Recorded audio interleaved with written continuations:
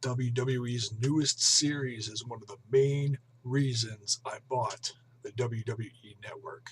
Welcome back, everyone. This is Jason. This is going to be a new series of my own, reviewing all these new episodes that are on the WWE Network. They started a new series called Monday Night War, and it's all about the WWE versus WCW and what happened all through the 90s up until the big blow up, of course, of the WWE winning the war and purchasing WCW. And you can see it all on the network for.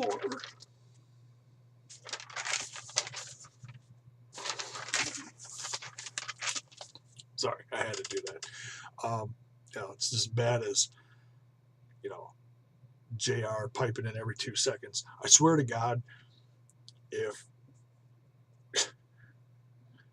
some group of kids watching Monday Night Raw started a drinking game with the whole do a shot every time they said 9.99, their entire viewing audience will be drunk within the first hour. Totally. Anyways, back to this. So the Monday Night Wars new series on the WWE Network. This video that I'm doing now is going to be talking about the first one. It's total of 20 parts. Now, I don't know if this first one was considered part one or if it was just an introduction, but nonetheless, this is the first one. It's an introduction to the whole series that they're going to be doing, the 20-part series of the Monday Night Wars. And in the description, it said Ted Turner launches WCW Monday Nitro to compete against Vince McMahon in WWE's Monday Night Raw. So, and I know I've said this before, but for those of you who have not watched all my videos, I'll say it for the sake of that. When I started watching wrestling, I was a wee little nerd and watched, Hulk Hogan in the WWF in his, rise to fame and glory back in the age of, the rock and wrestling stuff. Brutus the Barber Beefcake, Snuka, Andre the Giant, all those guys. I also watched in the mid to late 80s the NWA, which turned into eventually the WCW. And also watched some of a little bit of the AWA. I think it was on ESPN back then. I'm not sure, but nonetheless, the main two I watched. I'd always watch, the WWF stuff with my cousin, and then go over to my buddy's house across the street down the block, and I think it was Saturday mornings we'd watch the WCW stuff. And I specifically remember that really goofy, horrible looking set where the ring, rotated and stuff, and they had that space type door open with the fog and everything. It was, back then it's you're a kid and you're watching it and it's like, ooh, who's gonna come through the fog now? But now looking back on it, oh my god, that stuff's just corny as heck. And that's what I watched back then, and I loved it. One of the main reasons, I was thinking about this before I did this video, and I was trying to think, obviously, as you're growing up, you get into different things, different fads come and go, whatnot. And I was trying to think back in the mid to late 80s why I stopped watching wrestling. Well, I started high school in 88. That was one of the main reasons why I got away from wrestling. I just had other things I was focusing on, like music. I was huge into music. I'm still love music, but I got more into the music.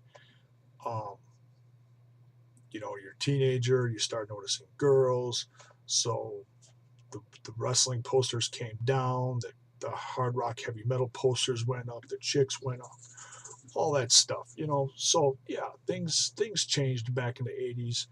And I know another definitive thing that happened in my life back then that kind of got me away from wrestling was the death of my cousin Michelle. She died of leukemia, and you know, her brother, my cousin Matt, and we were all big wrestling fans. And when she died, I think that kind of just soured the whole wrestling thing for me in my youth.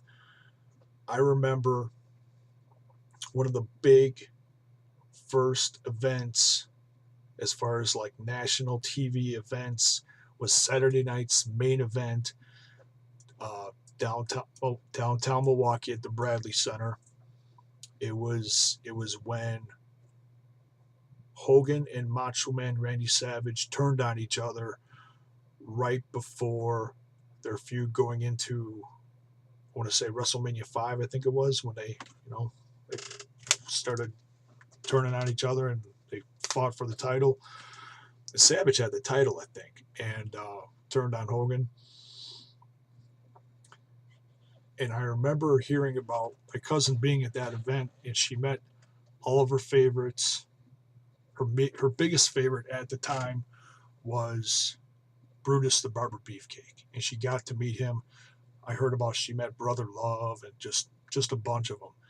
And I distinctly remember watching that on television and thinking how lucky my cousin Michelle was to be in that special, like, box seating area, wherever it was.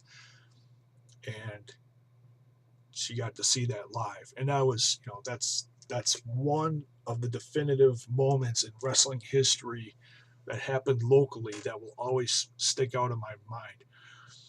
So, she died shortly after that, and um, I strayed away from it. It just wasn't fun anymore because, it was like wrestling and that part of our family just went hand in hand. We always watched it together and whatnot.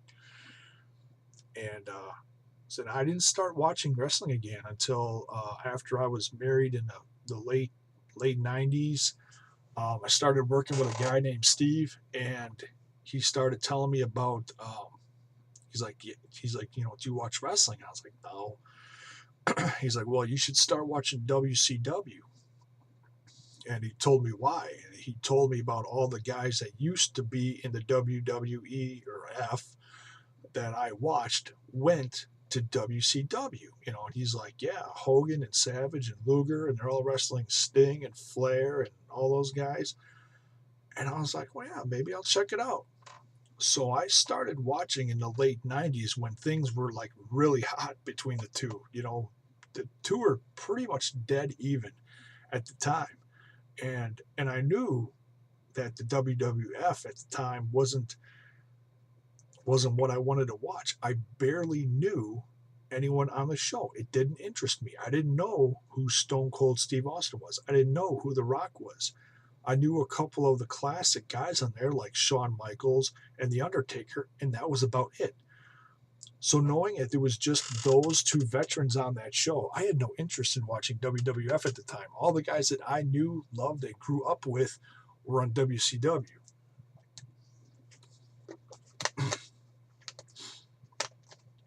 And and I knew the Monday Night Wars were going on at the time, but I didn't really care because in my mind, I was a WCW fan. I wasn't going to watch a WWF. I had no reason to. So to me, that the war didn't really mean anything, until I'd say 2000,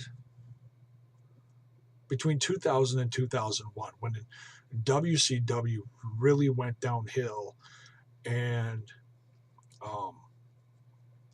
yeah, eventually got bought out, but the programming was just god awful, and well, everybody was jumping ship from WCW to go to WWE. Then all the younger guys, like Benoit, Eddie Guerrero, Chris Jericho, all those guys, jumping ship, and yeah, that became that became a real exciting time for the WWE again. They really started picking up steam and really drawing a fan base again. So yeah, I didn't watch the WWF hardly at all through the whole the Monday Night Wars. So over the years since I've become a wrestling fan again, it's always the mystique and the things that I heard of this time period always fascinated me. The things that I heard that were going on, the extreme matches, the extreme storylines, how risque everything was. Um, I started hearing how cool it was, and what great television it was. I mean, yeah, everyone's going to have their own opinion on it. Some say it was garbage and just a lot of extreme stuff. Well, I missed out on it. So now with they also just released like 100 hours worth of uh, Monday Nitros. So I'm guessing it's like 50 episodes is my guess. I think I'm not sure if they were 2 hours yet or what, but nonetheless, a ton of hours of Nitros just got released on the network along with this series going, through the rivalry and what happened in the war. So yeah, this series, when they first launched the network or had the press conference on the network and we're talking about this series, this is what I wanted to watch. I was really excited about this. Um, this first episode just real briefly talks about how both companies, um, how they were doing at the time, where they were at, the big explosion of cable network for both of them. And what's really interesting is how um, Vince and the WWF at the time were actually on Ted Turner's channel, and they were also on the USA. Well, apparently this didn't fly with Ted Turner at all, and got pissed off and didn't want to do business with Vinnie Mac anymore. And from a business standpoint, I guess I get it. But then what happened next and the whole start of the war was just, I mean, it got ugly. The details that they talked about happening um, in the beginning, just really ugly, all the way to, giving the results away right before, Raw came on, the stuff that Bischoff would do, all that stuff. Um, and how when WCW turned into WCW and Turner bought, was it the NWA? Yeah. How they completely revamped the show, put it in a new, um, the, the Disney studios, which I thought was hilarious. And I watching this show and it shows the old footage and I'm like, yeah, I remember that old goofy set where the rings spun around and the big silver doors, would open in the fog and everything. I thought that was crazy. I remember that stuff now. I remember sitting at my friend's house and watching that on Saturday mornings. It's crazy stuff. And how they did away with the old Southern announcers and brought in, they talked about the big acquisition of, Hogan, Savage, Luger, and those guys. But the first ones that really made a difference, that changed the show, was the color commentating team of Okerlund and Bobby Heenan. And those guys were WWF through and through. And the fact that they started on there first and they got rid of good old JR. It's another thing I didn't realize is that he was on WCW television early in its inception.